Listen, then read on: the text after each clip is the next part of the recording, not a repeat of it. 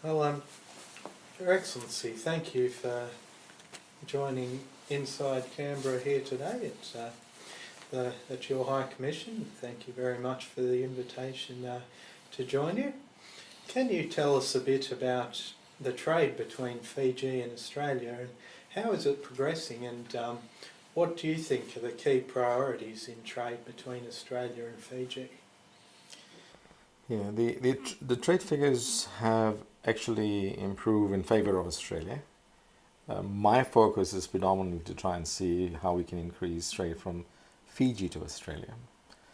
Um, the emphasis by your foreign affairs to assist the private sector grow its capacity. That is the money in the right, money in the betting on the right area.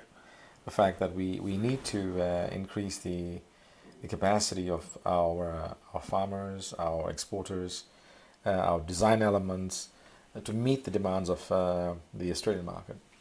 So in that context, right now we are still in the infancy stage of trying to actually make a leapfrog growth in our numbers at the bottom. So I mean, obviously the cyclone has had an impact on our industry locally. Our sugar crop, 80% of our sugar crop was damaged. So that itself is indicative of what to expect in the very near future. The fact that our farmers will have to be supported for the next 6 months to get up on their feet and have the next crop rotation come through. So those are some of the challenges ahead of us. But we are happy with our tourism numbers.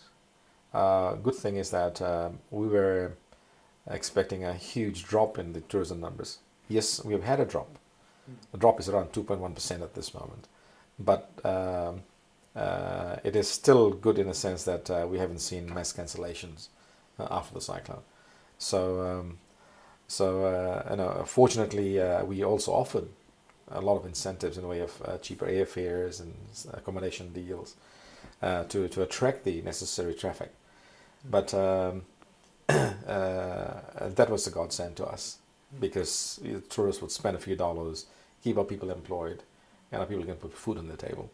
So in that context, we've been fortunate, and you also obviously know that the tourism belt from the west down to all the way to eastern Fiji, the bottom half of Viti level is where from Nadi all the way to Suva was spared.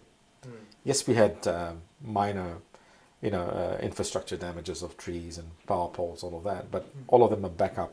Within a week of the cyclone, we're back on our feet, operational. So we're seeing still a lot of Australian tourists go over to Fiji. Yes, I think this coming school holiday will be interesting figure to observe. But like I said, we have seen a drop from the Australian market of 2.1%, but we have seen a growth from the New Zealand market. That's interesting observation. But all in all, I think we are back in business as usual. Yes, the government is struggling and trying very hard to put the infrastructure back up again. And that's where the challenge is right now.